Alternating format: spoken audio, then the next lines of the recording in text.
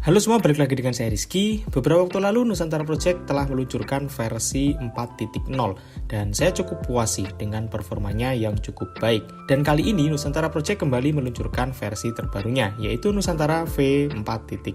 Di updatean kali ini si Nusantara Project memberikan perubahan yang cukup besar terutama di bagian fitur-fiturnya. Sampai ditulis di posternya penambahan 20 plus fitur dan juga fix bug dan improvement.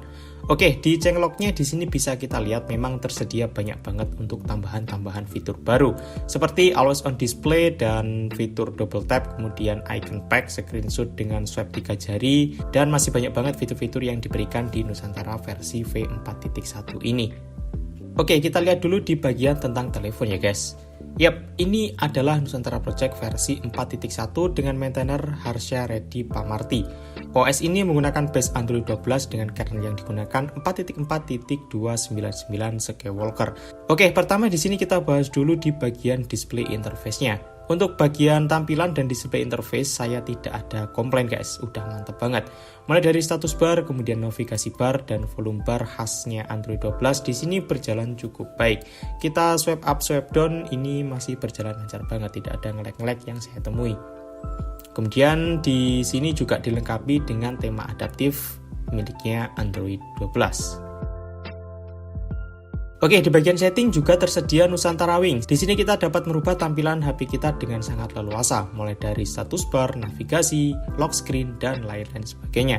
Pokoknya untuk urusan customisasi ini komplit banget guys. Oh ya, di Nusantara Project versi 4.1 juga masih tersedia menu Zenpart.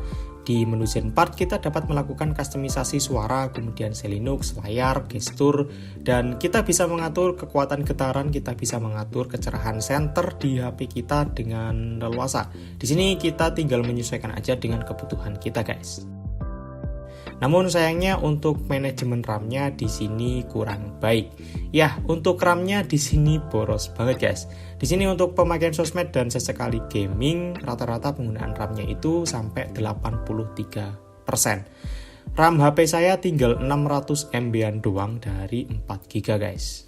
Dan ini menyebabkan saat saya bermain game dan menyalakan fitur FPS meternya itu sering hilang-hilangan sendiri. Sebenarnya ini fitur kecil tapi menurut saya fitur ini cukup penting sih guys, karena saat saya review custom ROM dan saat main game, saya harus tahu untuk gamenya ini bisa berjalan hingga berapa FPS dengan menggunakan FPS meter ini. Oke, kita masuk di bagian performa.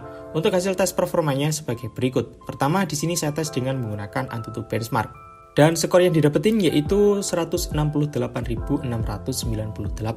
Kalau kita lihat dari skor AnTuTu Benchmark-nya, si Nusantara Project 4.1 ini masih kalah dengan series OS yang telah kita bahas kemarin guys.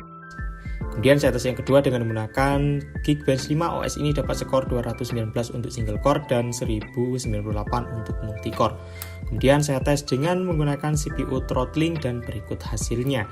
Kalau kita lihat di bagian grafik, dia cukup tinggi dan juga cukup stabil sih, tidak ada performa yang jatuh sampai parah banget.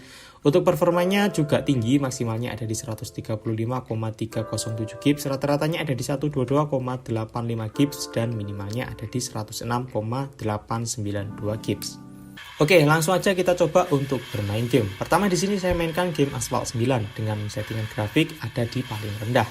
Game ini berjalan dengan baik, namun selama permainan saya masih menemukan adanya nge-lag tipis banget guys. Dan saya masih belum menemukan adanya force close di game ini.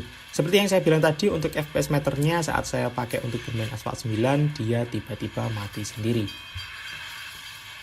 Kemudian kita pakai untuk bermain Call of Duty Mobile, saya setting grafiknya ada di medium. Game ini juga masih berjalan dengan lancar tanpa adanya nge-lag.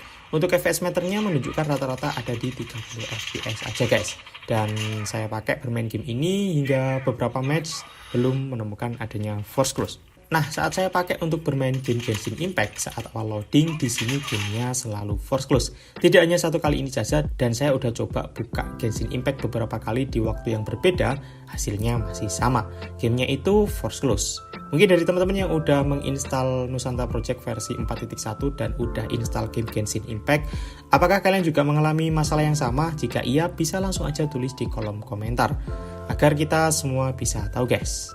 Oke, setelah beberapa hari pemakaian OS ini sebagai daily driver, mulai muncul masalah nih guys. Yang pertama yaitu adanya bug di bagian navigasi gestur. Kadang untuk navigasi gesturnya itu tidak bisa. Untuk home-nya di sini saat saya swipe itu tidak bisa merespon guys. Tapi kalau untuk back di sini masih bisa merespon. Dan ini cukup mengganggu banget sih.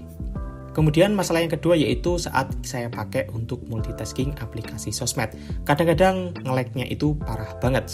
Padahal buat scroll TikTok doang di sini jadi nge-lag parah. Dan masalah selanjutnya di sini saat saya pakai untuk bermain game, waktu membuka awal itu kadang-kadang gamenya itu nge-freeze dan sering juga terjadi force close guys, gamenya itu tiba-tiba mati-mati sendiri. Dan ini parah banget sih. Sepertinya si Nusantara Project versi 4.1 ini fokus di bagian tampilan dan fitur aja guys, dan untuk performanya di sini saya masih kurang puas. Oke, like kalau kalian suka, dislike kalau kalian tidak suka. Saya Rizky dan sampai jumpa di video selanjutnya.